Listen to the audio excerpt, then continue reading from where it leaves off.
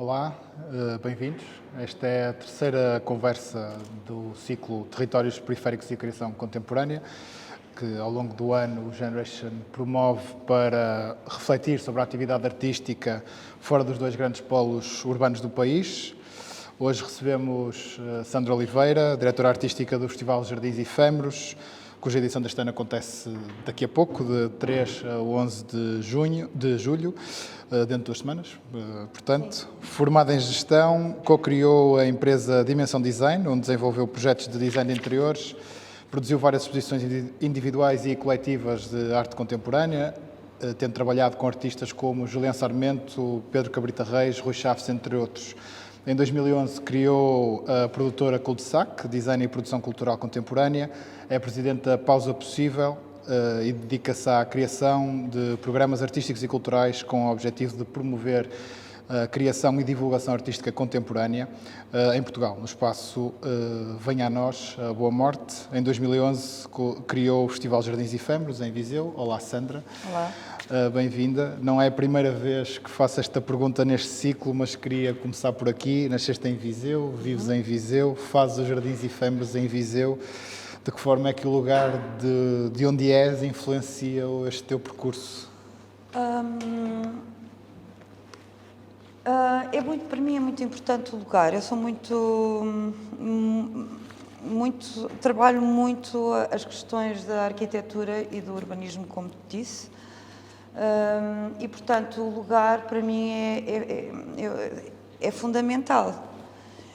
E porquê é que eu escolhi aquele lugar? Primeiro porque tenho uma relação de afeto.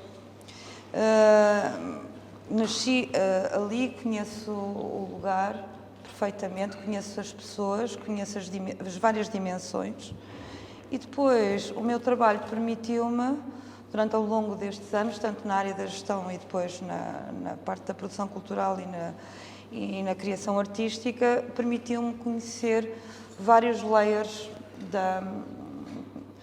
da população de Viseu. Portanto, nós trabalhamos desde com lares de terceira idade, ao hospital, a vários tipos de população. O facto de seres dali dá-te um acesso diferente? O facto de ser dali permite-me conhecer melhor os códigos para poder entrar de uma maneira não invasora nos lugares e perceber as dimensões dos lugares, sim.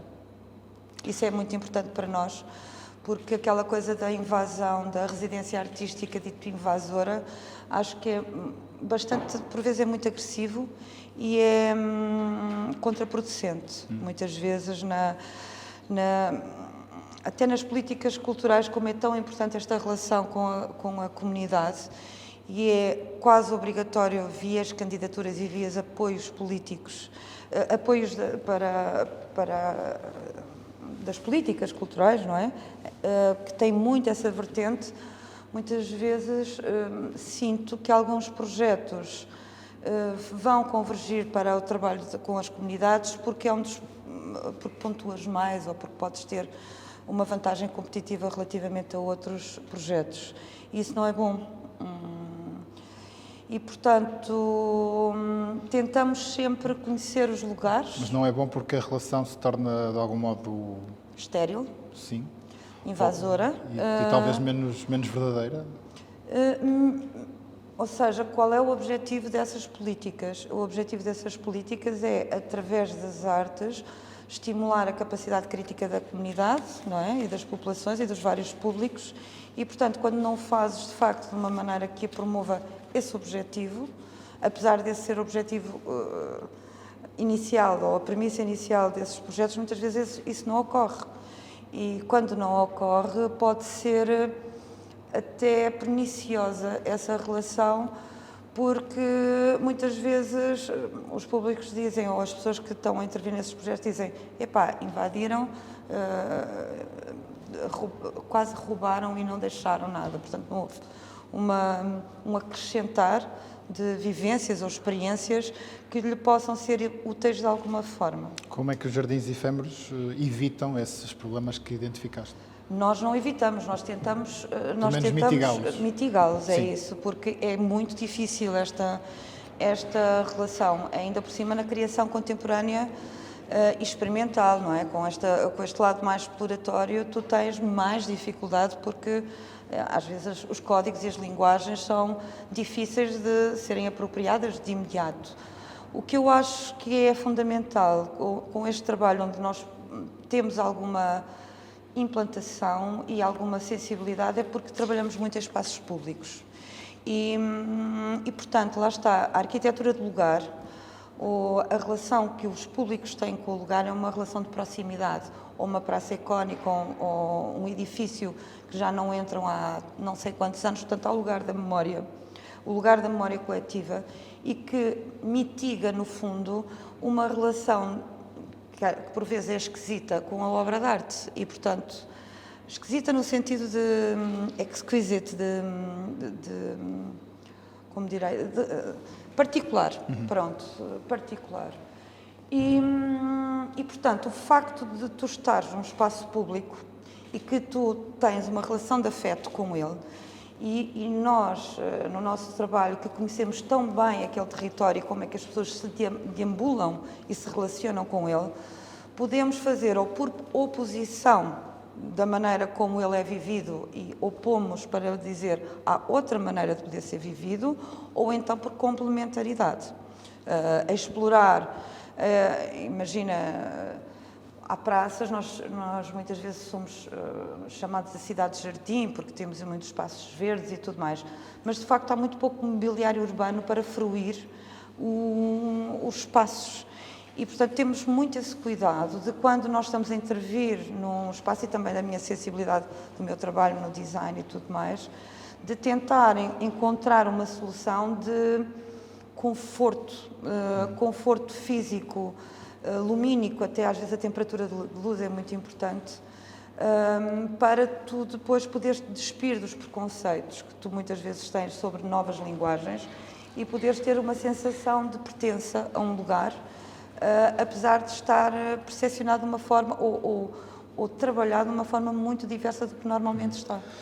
Estás a falar do lugar e eu lembrei-me de uma coisa que eu ouvi dizer numa entrevista, que quando os jardins começam em 2011, que tinhas identificado uma certa vergonha de Viseu em relação ao centro histórico. Sim. Essa vergonha desapareceu nestes 10 anos? Essa vergonha tem diminuído, não desapareceu, porque Viseu é uma cidade do interior, não é? E, portanto, uma cidade que não é como Braga ou Guimarães, que tem uma grande produção industrial e, portanto, a riqueza per capita é muito diferente da riqueza daqui da região norte ou de outras regiões, como Lisboa ou Porto. E isso depois tem impactos diretos, como é óbvio, na instrução das pessoas e da maneira como elas vivem, não é? Nos usos que fazem da própria cidade também. E depois logo como habitam, como é óbvio. E, portanto, o que nós estamos no ano 2011, não é? E nessa altura abriu um centro comercial enorme em Viseu, que é o Palácio de Gelo, e, portanto, a vivência que estava alocada no centro histórico nos anos 80, 70, 80, que era como a vossa Rua de Sota, a Rua Direita, onde há muita atividade comercial, e, portanto, nós somos uma cidade eminentemente comercial, não há muita indústria. Sim. Aquilo tinha uma vivência, uma vibração que deixou de existir, ou foi atenuando até aos anos 2000 e ficou completamente, como direi, também não foi só, foi também essa relação com os centros comerciais, e foi a explosão dos limites da cidade, em que houve a construção de novos módulos. Sim. E novos bairros, e, portanto, houve um despauperamento do próprio centro de habitação das pessoas de Viseu, e, portanto, começaram a ter o centro comercial fora, os cafés do bairro, e, portanto, o centro começou a deixar de ser vivido e, portanto, o comércio desabou. Sim. E ficou um resíduo de vidas dos anos 80, de lojas abandonadas e de uma sensação de nostalgia que eu achei que teria que ser reabilitado, ou não reabilitado, mas revisitado. Uma forma de poder. Não, nós podemos outra vez Mas socializar. pode ser a arte a reativar um espaço público que deixou de ter uso. Eu acho que não pode ser reativado, porque isso é uma responsabilidade enorme que se quer dar à arte. A arte não tem esse poder, digo eu, e não se lhe deve ser pedido isso. Eu acho que a arte e a cultura são mecanismos de alerta e de relação de outras vivências e de outra exploração dos espaços que podem permitir às entidades públicas e privadas em reaprender a olhar para os lugares, não é? E, portanto, nesse aspecto, sim, acho que a cultura e a arte podem vincular ou podem ser elementos que podem colaborar numa nova perspectiva, uma nova visão para reviver. Eu não gosto da palavra revitalização, porque é um jargão muito político, mas uma nova vida para as comunidades, porque também temos que ver a questão da gentrificação, que pode ser também péssimo para a própria vivência da cidade, e, portanto, este equilíbrio é uma coisa muito difícil de poder ser feito.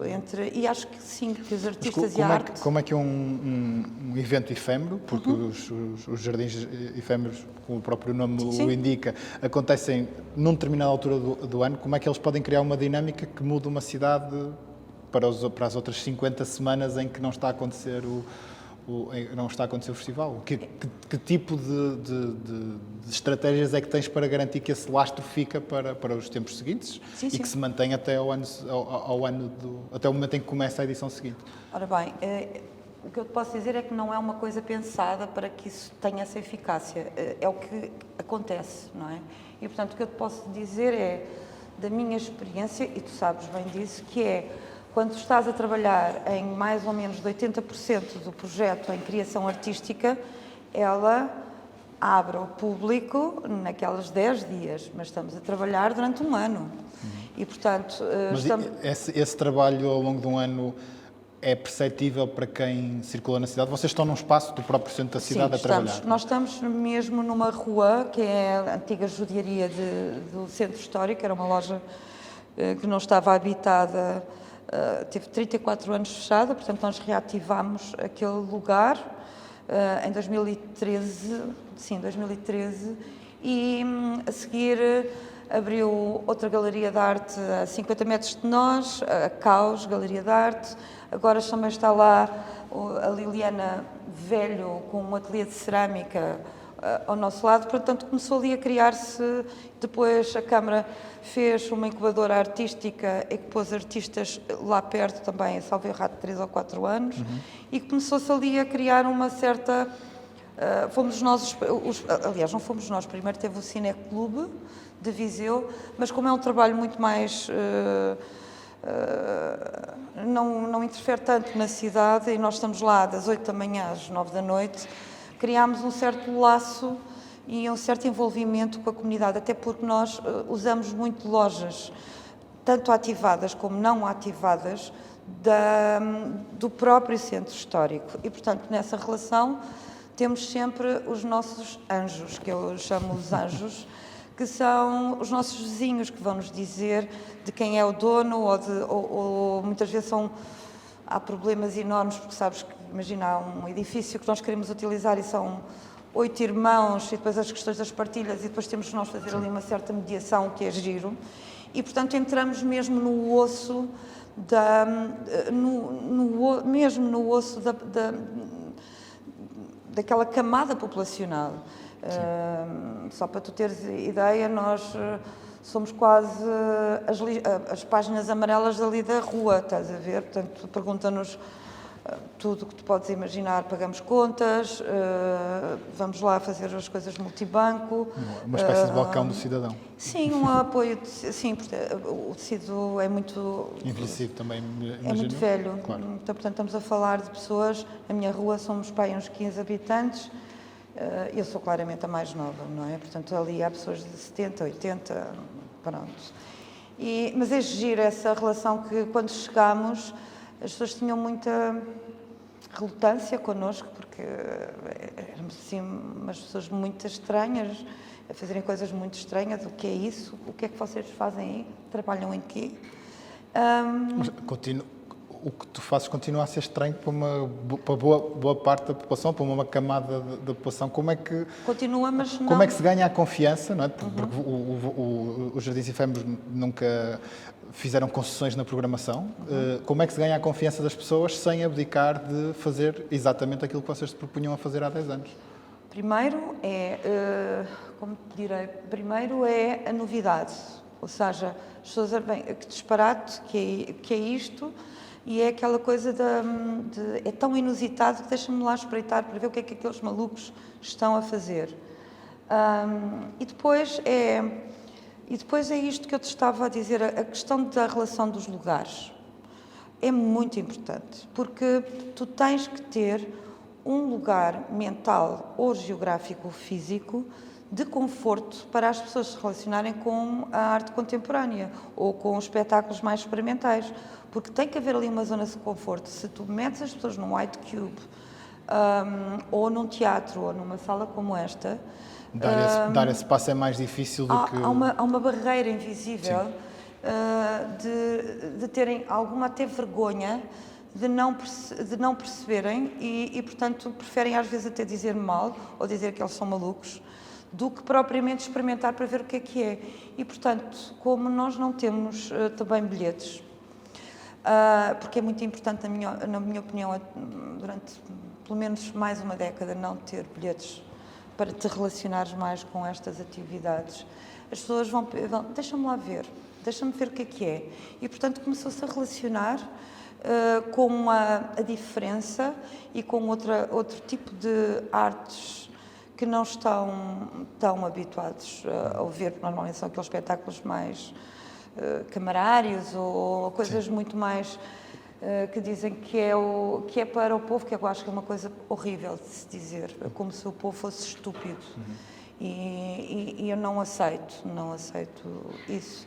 E, portanto, nós tentamos trabalhar conteúdos muito difíceis e já pagámos faturas grandes à custa disso, ou seja, como estava-te a dizer no início, foi aquela questão da novidade e tínhamos até na instalação que nós fazemos maior na Praça Dom Duarte, tínhamos as estruturas de elementos decorativos com elementos naturais e que começámos a transformar em parte de arquitetura paisagista para a obra de arte com elementos naturais e, portanto, aí foi um choque epistemológico, quase diria, para a população.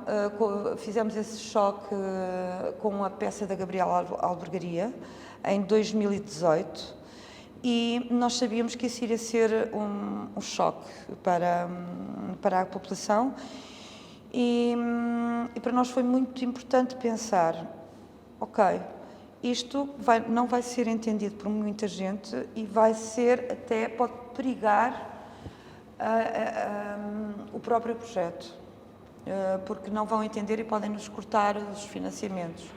Mas para nós é mais importante cumprirmos a missão do projeto inicial ou ficarmos reféns do sucesso que tínhamos ou que tivemos nos anos anteriores e dar continuidade e não fazer não fazer esse upgrade que era fundamental de podermos nos relacionar através de nova percepção do espaço. E, portanto, para nós foi líquido que era preferível fazer esse risco e fazer esse corte do que perpetuarmos uma situação de comodidade, digamos assim,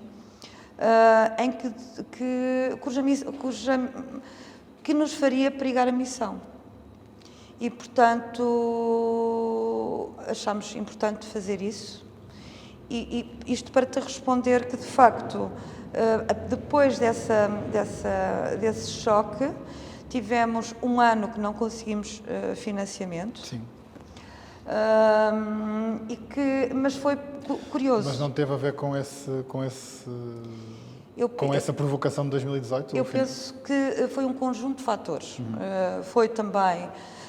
Foi essa provocação, claramente, mas não foi o único fator de todo. Foram vários fatores que se conjugaram, que eram também questões de opções políticas camarárias, de como de como trabalhar a cidade, não é? E, portanto, quiseram orientar para outro tipo, não apoiar como antes apoiava, portanto, diminuir apoios para o projeto. Mas o curioso foi que há males que vêm por bem. E, portanto, o facto de nós não estarmos esse ano a trabalhar e depois o outro ano, apesar de termos o apoio, não podemos fazê-lo por causa do Covid. Por causa da pandemia, sim. Sim, portanto, tivemos 2 anos. O que é que sucedeu e que foi muito interessante? Foi, por um lado, haver outras atividades que mimetizaram o nosso projeto, a espuma do nosso projeto, que a Câmara fez, e, portanto, não era original, portanto, houve uma mimetização com um custo muito maior. E depois houve o custo, a mimetização, portanto, a cópia, e as pessoas não ficaram satisfeitas. Ou seja, tiveram um termo comparativo. Não tinham até lá um termo comparativo. E, portanto, funcionou muito a nosso favor esta nossa ausência. Uma das perguntas que eu tinha para te fazer era precisamente isto. Começaste a responder, acho eu, agora, que é estes 2 anos de interregno, o que é que podem mudar na relação com o território e com o público? Percebo que essa comparação de que estavas a falar pode ter um efeito positivo. Imagino que haja já uma expectativa da população de Viseu em relação ao que vocês têm para apresentar a partir do dia 3. Sim. E com o público de fora, o que é que tu estás à espera? Que se tenha quebrado alguma relação ou que haja uma vontade de voltar a... Eu acho que há uma vontade. Eu sinto isso porque já vejo... Tenho a sensação por causa dos hotéis. Ou seja, os hotéis estão já a acusar uma grande taxa de ocupação, muitos estão esgotados. E, portanto, eu também não posso definir bem isso, não seria justo, porque estamos em tempos de Covid e, portanto, em tempos de Covid, com 17 meses sem atividades nenhumas e depois vir um programa destes, é muito apetecível. Portanto, eu não sei, nem posso medir se é a vontade das pessoas terem... reativarem vidas, porque tivemos todos em suspenso, ou se é o facto de voltar este programa, ou se é os dois. Portanto, essa pergunta não te posso responder. A minha sensação... Vou tentar fazer-te a pergunta em 2022, quando provavelmente será mais claro. A minha sensação, e posso dar-te aquilo que eu acho, a minha sensação é que sim, que as pessoas estão com muita vontade, mesmo as pessoas de fora, com muita vontade de vir a Viseu. E também vejo que os artistas querem ficar a semana toda e, portanto, coisa que nunca queriam, ficavam 1, 2 dias e, portanto, estão a pedir para ficar a semana toda à custa deles, porque eu só tenho dinheiro para lhes pagar 2, 3 dias, depende se é apresentação, se é criação. Com criação temos muito mais tempo. Mas essa sensação também a tenho e, portanto, eu acho que também há uma consistência de uma programação que... Um ano foi porque não tivemos dinheiro e o outro ano foi por pandemia, portanto, houve um interregno de muita coisa que também penso que foi favorável para nós, porque ficou ali um híbrido, percebes? Não se sabe bem se foi falta de financiamento e depois veio o Covid. Houve um interregno, mas tudo teve um interregno. E, portanto, eu acho que essa pergunta tem mais sentido se me fizeres isto em 2022, sim. Voltando a essa questão da relação com o município, está pacificado hoje? Sim, está pacificado. É impossível fazer um evento destes de costas voltadas com a Câmara, tendo em conta o que é a organização do território em Portugal. Sim, não é impossível, é muito mais difícil, claro. Não é? Portanto, é muito mais difícil. Mas sim, nós dependemos absolutamente de uma boa relação com o município para podermos ser mais incisivos no trabalho que estamos a fazer. E portanto, toda esta relação, ou seja, a orientação política do município, apesar de ser do mesmo partido, reformulou-se em termos de cultura e que está muito mais pacificada com este projeto, reconsiderando novamente como uma marca da cidade e como um projeto estruturante para a cidade de Viseu. Portanto, o que para nós é muito bom, porque é muito mais fácil, até mesmo em termos anímicos, de trabalhar com uma equipa a favor, não é? Estamos todos a trabalhar para um certo objetivo, do que termos tensões de pensar, ei, então aqui onde é que vem a flecha? E, portanto, sim, para te dizer que estamos muito contentes e muito felizes pelo programa que vamos apresentar. É um programa que foi muito pensado em termos de Covid deste ano. O Covid teve um grande impacto nas decisões, das decisões programáticas do que nós vamos apresentar, principalmente na área da música. Estamos a poucos dias do festival, podes levantar o véu sobre algumas das propostas sim, que te entusiasmam mais. Claro que sim, mas eu só queria dizer isto porque eu acho que é bastante importante em relação à maneira como eu vejo a programação, que é, eu não consigo, o Luís sabe que nós trabalhamos e pensamos muito juntos e além de amigos somos...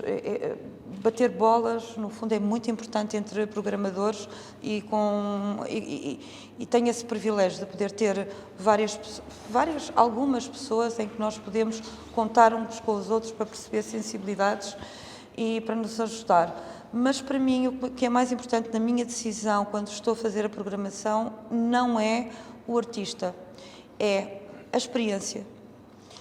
A experiência quer para o músico ou para o artista, como para o público. E, portanto, eu vou para o Parque, aqui ali no Ribeiro, ou vou para a Catedral de Viseu, e as propostas não podem ser as mesmas de todo, porque a arquitetura, a acústica, a relação espiritual até com o espaço são determinantes, tanto para o artista como para os públicos, em te permitir aquilo que eu te falava, daquele bem-estar, mesmo que seja inusitado ou esquisito o projeto musical ou o projeto artístico, tu sentes um conforto.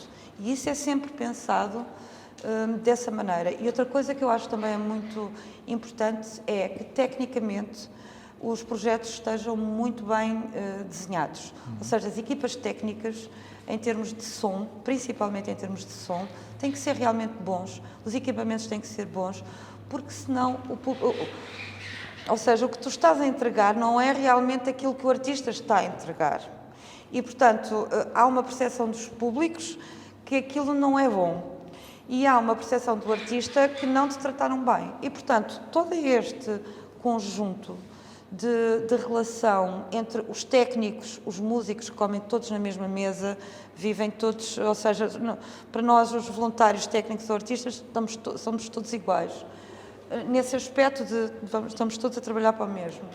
E, portanto, isso eu acho que é muito importante termos essa, como direi, é quase um ritual, podermos ter, eu acho que é mesmo importante nós entrarmos num sítio onde vai ter um espetáculo e sentirmos uma certa, é como entrarmos, para quem é católico, numa igreja, há um espaço de ritual em que tu tens que ter um respeito profundo pelo teu par, pelo artista, pelos públicos. Mesmo quando isso acontece em espaço público? Mesmo quando isso... Claramente. Para mim é igual.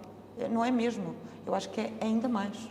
Porque nas salas tu percebes os códigos. Sim. No espaço público, vou dar um exemplo. Quando nós começamos a fazer concertos na Catedral de Viseu, a Catedral leva 800 pessoas. Não, leva 500, mas nós conseguimos pôr 800 quando éramos felizes, antes do Covid. Dava para pôr 800, porque metíamos as pessoas nas laterais e tudo mais. E nós tínhamos um trabalho horrível. Em 2013, quando começámos a fazer, foi com o concerto do Nilce Frame, começámos a fazer concertos na Catedral.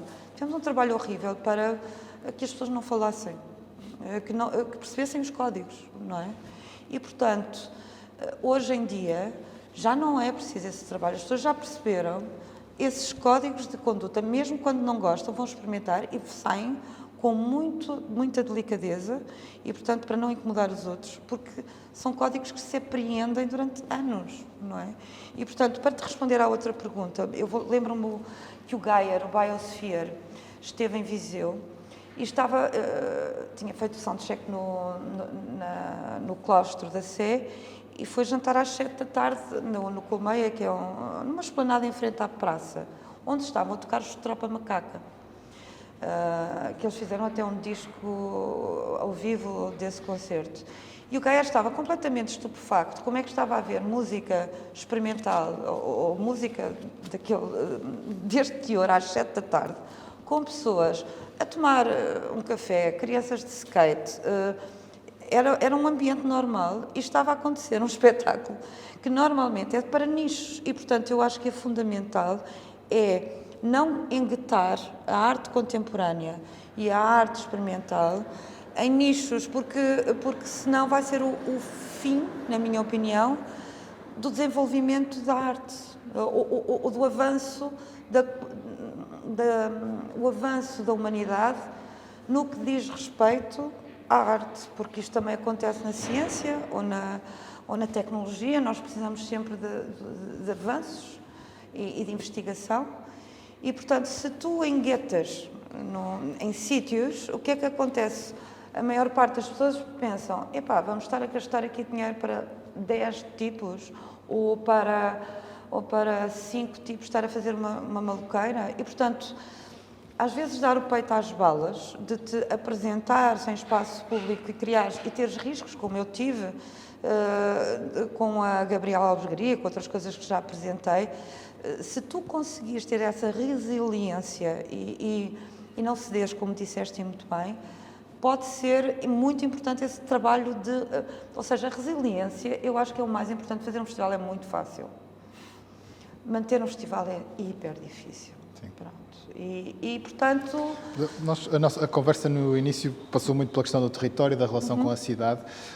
Os Jardins Efêmeros não nascem como um projeto de... Quer dizer, o território é incontornável no projeto, mas ele é, acima de tudo, um projeto artístico. E sobre isso acabamos por não falar tanto. Como é que ele nasce e porquê é que ele nasce? Porquê é que sentiste esta necessidade de apresentar uma proposta como esta na tua cidade? Então, é assim, eu como tu sabes, eu estive numa galeria de design e também estive a trabalhar de 2002 até 2011 em arte contemporânea, não é? E permitiu-me, essas duas atividades que eu tinha, permitiu-me ver várias coisas. A primeira foi poder saber produzir em grande escala, ou seja, eu montava um museu.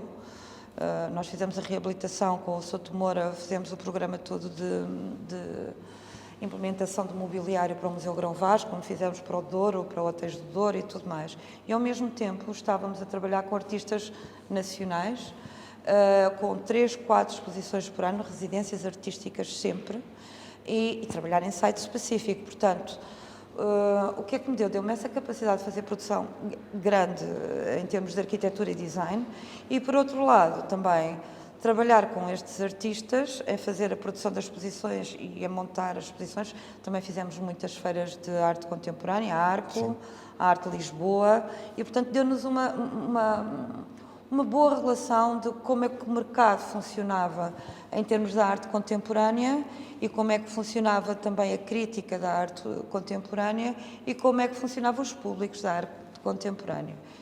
E o que eu... Pegas nessa experiência toda e de repente... Sim, depois houve uma coisa na minha vida que foi... Eu fiz 40 anos, e separei-me nesse ano e a minha filha foi para a faculdade. E, portanto, tudo foi aqui com um mix na minha cabeça e achei que tinha que mudar de vida porque eu já estava a fazer as coisas em piloto automático. Aquilo é piloto automático, ou seja, já não vibrava com as coisas que fazia. E, por outro lado, essa experiência também me permitiu perceber que, de facto, a arte contemporânea estava enguetada. Enguetada sempre com os mesmos públicos. E eu vi o fim da arte contemporânea já antecipadamente por causa disso, ou seja, quanto mais enguetares, menos possibilidade tens de desenvolver criações artísticas, porque vamos convergir para políticas culturais que não vão dar espaço a essas criações. E, portanto, achei que poderia, com esta experiência que tive, não é, e que tinha, poder trabalhar estes conteúdos, mas em espaço público. E o facto do centro histórico estar desolador, completamente a cair, e terem uma certa vergonha, de facto, tinham alguma vergonha da Rua Direita e dali da Praça Dom Duarte estar tão escanhoada, eu eu achei que, vamos limpar a cara deste lugar, vamos reabitá-lo e vamos chamar algumas pessoas que podem ter outras linguagens para poder criar outra leitura do espaço. Já paraste para pensar, ou alguma vez te fizeram esta pergunta, de como seriam os jardins efêmeros se fossem feitos em Lisboa ou no Porto? Muito boa pergunta. É assim, isso já aconteceu de pessoas nos convidarem para fazer noutros sítios. Mas o que eu acho, e vamos partir outra vez para o início da conversa, que é, uma coisa é tu trabalhares o lugar, outra coisa é tu invadires o lugar. E, portanto, para mim, não fazia sentido nenhum se não estivesse, imagina, convidarem-me agora para fazer os Jardins Efêmeros em Lisboa ou em Braga ou um sítio qualquer. Eu tinha que ir viver para lá e não poderia ser num ano.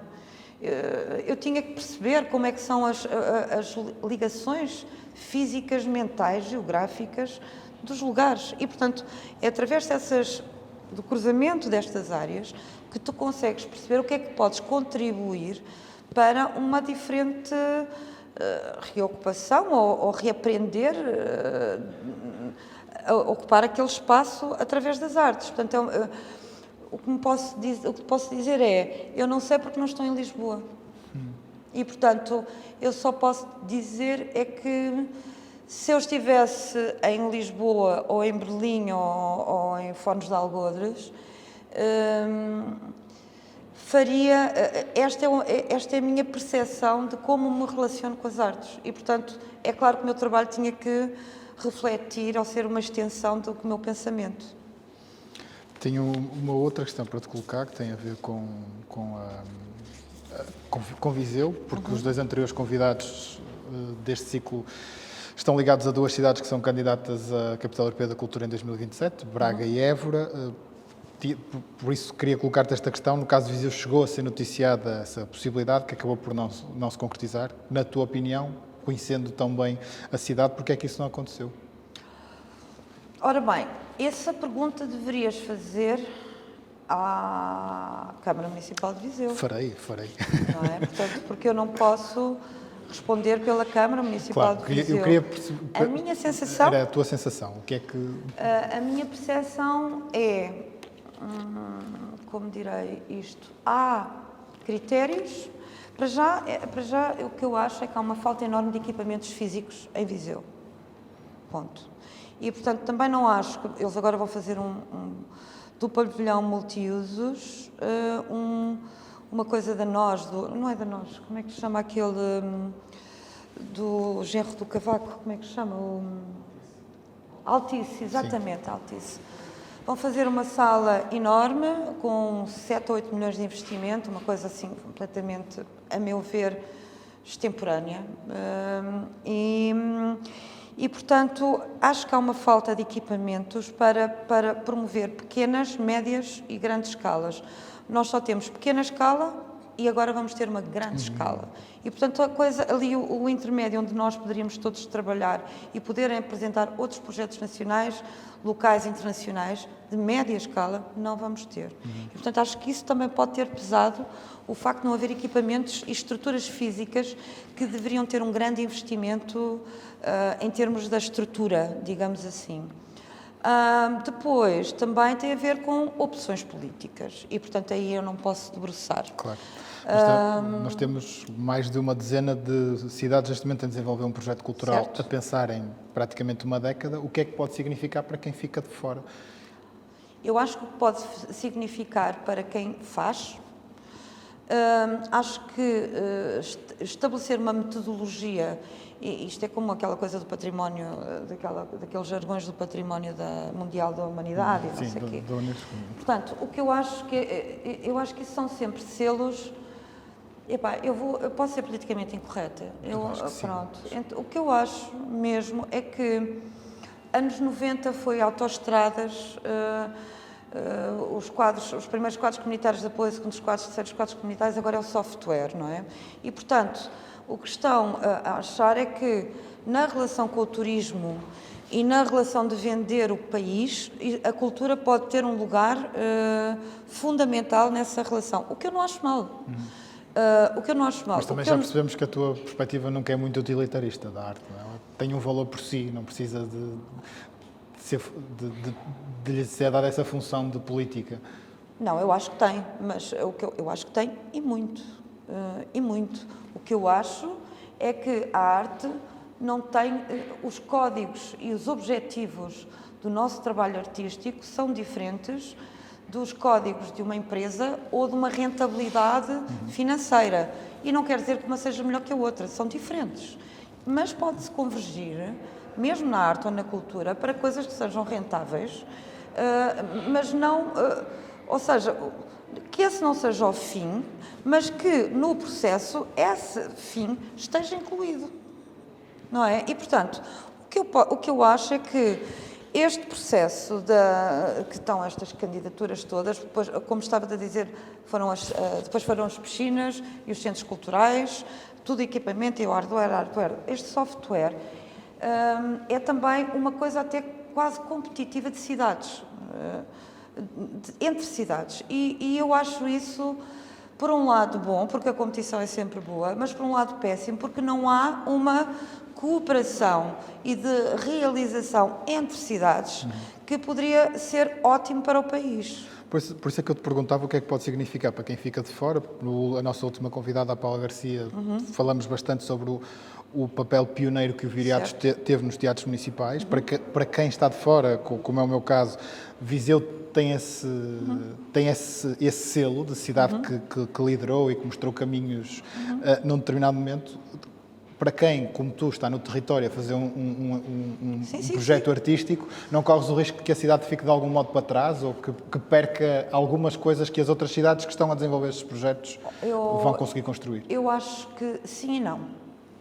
Acho que sim, porque, como te disse, nestas metodologias de trabalho existem sempre redes e sistematização em metodologia que te permite realizar coisas que eventualmente jamais seriam realizáveis se não houvesse esse processo, digamos assim. Eu acho que me interessa muito mais os processos do que os resultados, porque é nos processos que se encontram soluções. Os resultados até podem ter um mau resultado, mas no processo envia-te para o caminho certo para teres um excelente resultado. Sim, portanto, isso é bastante importante. E acho que pode ficar nesse aspecto aquém, mas também acho que, pelo facto de não fazer, os caminhos podem ser feitos de outras formas, com uma nova reorganização tão não padronizada. Mas isso obrigaria a que quem estivesse na cultura conhecesse perfeitamente os mecanismos de ação destes projetos de candidatura e dos impactos e efeitos desse processo, e negá-los porque quer ir para outros, o que não me parece o caso. Portanto, era isto que eu tinha a dizer. Não sei, mas acho que pode ser muito bom para uma cidade dizer assim, não, eu não quero fazer essa candidatura. Eu conheço o processo, a minha visão é outra e invisto desta maneira, com este objetivo, com estas equipas. E isso é bom para até diferenciar as possibilidades artísticas e visões diferentes mesmo no discurso artístico português. E é isto. Abro agora a possibilidade de participação da assistência. Não sei se há algum comentário ou questão que queiram colocar à Sandra, algumas das coisas que foram ditas até agora. Eu tenho mais um par de perguntas para fazer, portanto... Mas podem perguntar, por favor. Há uma questão de que não é a última oportunidade, portanto, podem fazê-lo a seguir, estejam à vontade de ficar a pensar na questão que querem colocar ou no comentário que possam querer fazer. Há uma questão que já afloramos, mas tem a ver com a relação com os públicos e como é que se sensibiliza os públicos para a importância da cultura. Eu queria colocar-te esta questão de dois pontos de vista, não é? O trabalho que é feito por uma entidade independente, como a que tu diriges, como um festival como os Jardins Efêmeros, e das próprias políticas públicas, sobre as quais seguramente traz um posicionamento. O país, desse ponto de vista, ainda tem muito caminho a fazer, em termos de sensibilização dos públicos? eu acho que tem muito a fazer. E eu já pensei também bastante nisso e eu, como te disse, eu fui para o espaço público porque tenho sempre medo de uma aniquilação da criação e da investigação. Tenho sempre esse receio porque nós não somos nada sem investigação em qualquer área, não é? Portanto, hoje o Covid mostrou-nos que se não fosse a ciência nós não estávamos aqui. Sim. E, portanto, e se não fosse a investigação nós não estaríamos aqui. E isso aplica-se também nas ciências humanas, nas ciências exatas e nas artes, de maneiras diferentes, porque nós somos um ser global, nós precisamos de todas estas valências. E o que eu sinto, na verdade, é que há uma pouca sensibilidade tanto no poder político governamental, como no poder político local, como até nos programadores, em podermos nos relacionar de facto com estas questões de... vou dar um exemplo. Eu sou sócia de várias associações e há uma associação, vou dar um exemplo, há uma delas que é uma associação de death metal, que é Fora de Rebanho. Que eu não poderia estar nas maiores antípodas daquela tipologia de projeto artístico e tudo mais. Mas o que eu acho é que é fundamental numa cidade ser plural. Ou seja, ter várias sensibilidades e várias criações, porque às vezes até nestas contaminações eu posso ser surpreendida, qualquer dia vou à Fora do Rebanho e dizer, afinal isto... Mas essa pluralidade nem sempre cai bem junto do poder político, sobretudo a nível local. Sim, mas a minha questão é maior do que... desculpa, mas isto era para chegar a este ponto que é... há muito pouca disponibilidade de sensibilização dos públicos por várias vias do nosso Estado, em que a cultura diversa é fundamental para o crescimento humano e desenvolvimento humano, como a ciência e como a tecnologia é. E, portanto, nós fazemos um mau trabalho nesse sentido, nós portugueses, porque eu chego a Berlim, eu chego a Paris, ou chego a uma cidade dessas, e tu percebes que as pessoas têm isto, como eu te estou a dizer, muito claro, que é, esta diversidade é fundamental. Apesar de eu não gostar, imagina, de eletroacústica, acho que é fundamental existir a eletroacústica, porque é neste espectro diverso que nós somos mais competitivos e criamos valor, lá está, que é estes jargões que querem, mas criamos valor como elementos diferenciadores de outras comunidades. E, portanto, nós iremos mais além, vamos ser melhores. E isto não é vendido em Portugal, entre aspas, não é vendido em Portugal, nem aos programadores. Que é uma coisa que eu acho completamente absurdo. Eu acho que é fundamental os políticos usarem a RTP, usarem os canais Antena 3. Porquê que a Antena 3 só dá música dos charts? Porquê que não há espaço também para outras criações pop que existem e outros críticos que existem para esse espectro ampliar? Tu fizeste uma provocação à Antena 3 numa entrevista que desta semana passada, de fechar a entrevista com o John Cage, que de repente eu percebi a estranheza que isto causa numa rádio que é pública e que já estão habituados ao formato da canção com refrão 3 minutos e meio que tu apanhaste toda a gente de surpresa. Foi evidente em antena que aquilo não estava no guião. Não, nada estava no guião. Mas é muito...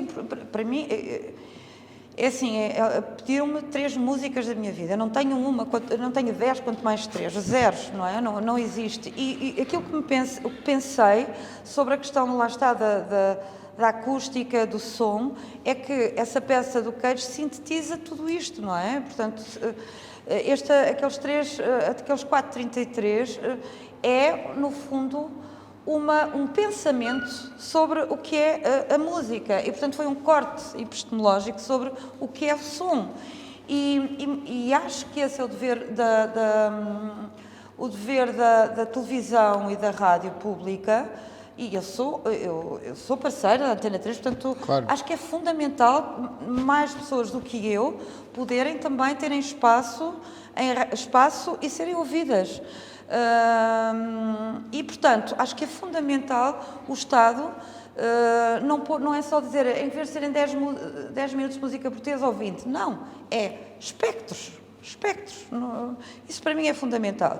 E depois, consciencializar os programadores e os criadores que, de facto, a relação com os públicos e tentar passar isto para as pessoas, que é muito bom que nós tenhamos linguagens diversas. E é fundamental para nós crescermos como povo e como vantagens competitivas relativamente a outros, que possamos ter, porque é nestas zonas cinzentas, ou este é vermelho, este é verde, e é nestas zonas em que está blurry, que está uma mancha, que descobrimos novas conquistas e novas linguagens. Tu disseste uma coisa que eu gostava de explorar, que eu até, quer dizer, dava uma outra conversa sobre a decisão dos poderes públicos, do poder mediático, neste caso, mas porque é que tu falavas também nos programadores, que essa diversidade falta também aos programadores. Porque é que pessoas que à partida teriam uma outra sensibilidade, que não têm provavelmente muitos políticos, também não o fazem? Como é que tu analisas isso, conhecendo o meio? É muito simples. Não há classe mais precária do que a artística. E, portanto, nós temos que cumprir programas para sermos apoiados. E, portanto, apoiados, que é uma palavra péssima, que eu também acho isto inacreditável, não é? Apoiados. Não, ser pagos pelo nosso trabalho. É ponto. E estás a ver, portanto, até as palavras induzem ou intuem para uma população outros significados que não são bons. E, portanto, a terminologia também é bastante importante. Porquê é que os programadores não o fazem? Porque são limitados. São limitados no pleno exercício da sua capacidade programática. São limitados porquê? Por os objetivos dos quadros comunitários europeus, pelos objetivos dos programas nacionais, que, na minha opinião, estão cada vez melhor, ou seja, eu concorri desde 2014 para a Direção-Geral das Artes, para ser apoiada da Direção-Geral das Artes, e pelo que eu vejo, em termos de objetividade, estamos a convergir para uma melhoria e não para ou seja, já há elementos, eu acho importantíssimo haver elementos exteriores ao Governo ou exteriores à DG Artes que venham-nos fazer vistoria aos sítios e que não são deles, portanto, são pessoas de fora, para verificar se nós estamos ou não a trabalhar e como estamos a trabalhar. Portanto, eu acho que a avaliação é muito importante daquilo que nós estamos a fazer, não devemos ter medo dela. Isso é também muito importante, que às vezes temos, vem aí avaliar. Não, tem que avaliar. E depois, acho que de facto essa precariedade faz-nos enviesar muitas vezes aquilo que realmente queremos fazer. Agora, como fazer melhor? É difícil, mas eu acho que deveria haver um espaço de por exemplo, haver alguns programas para, imagina, para trabalhar.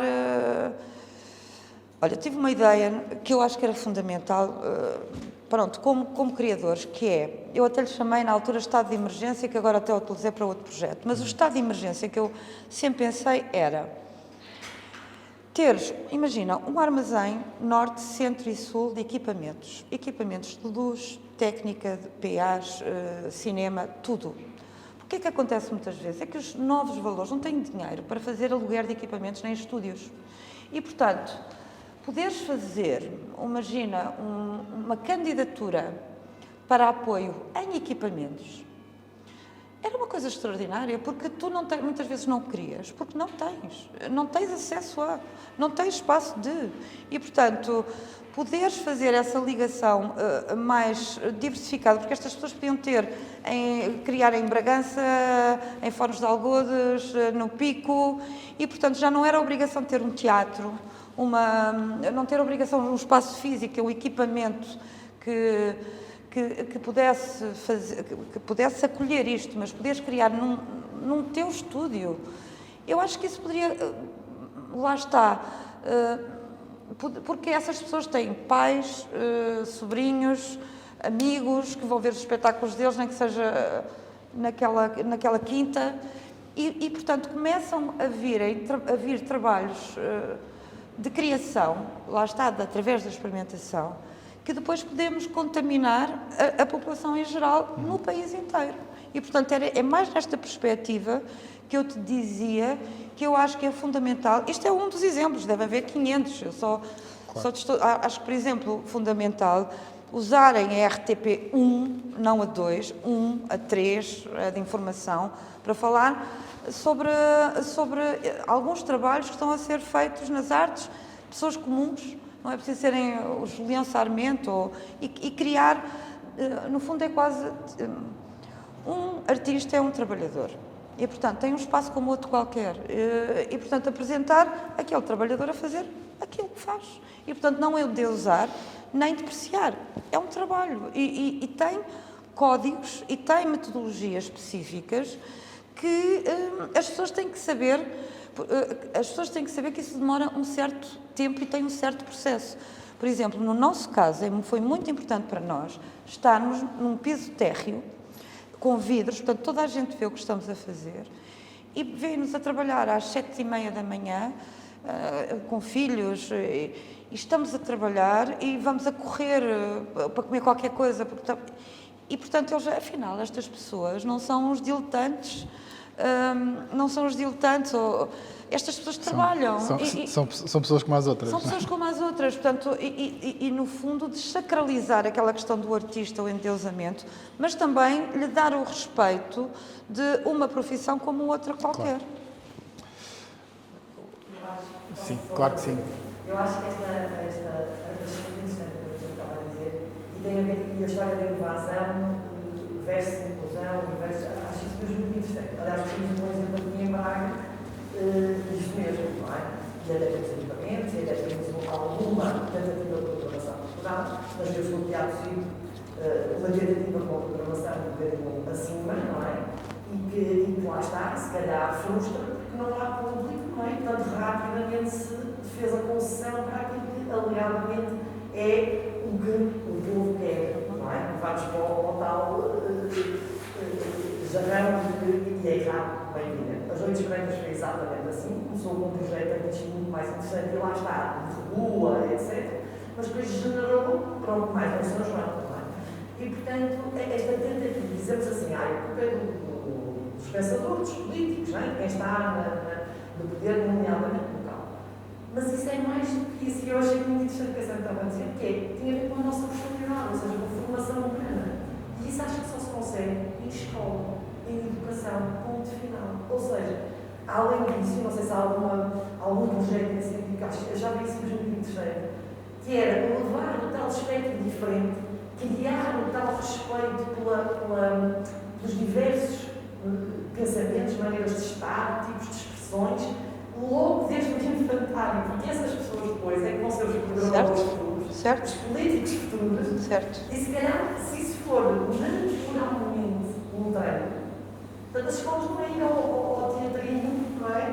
Ver o boneco de sempre com as coisas que aparecem só nos computadores, dar-nos isso também. Sim, sim. Isso não sei se vocês fazem, por exemplo, algum trabalho com escolas e com... Fazemos. Porque acho mesmo isso muito importante. Para nós... Aí é que é a semente. Para nós isso é muito importante. Aliás, não falámos sobre isso aqui, mas um dos trabalhos mais importantes que nós fazemos é o trabalho invisível. E aquilo que estávamos a dizer desde o início do que não é visível, nós recebemos, só para teres ideia, nós recebemos, vamos ter 132 sessões de oficinas. E aquilo que tu dizes que é das escolas, eu acho que é, o que tu querias dizer é formação, ou serviço educativo. Porque há serviço educativo em contexto formal e não formal, e os dois são complementares e não concorrentes, porque esperas delas coisas diferentes. E, portanto, nós temos desde o pré-escolar até aos 90, 100 anos, até quando fores vivo, pronto. Agora não somos vivos, não somos meios vivos, mas pronto, ainda respiramos e tal. Mas o que eu acho mais importante, e pensei sobre isto também muito, ainda bem que fizeste essa pergunta, que é uma coisa que para mim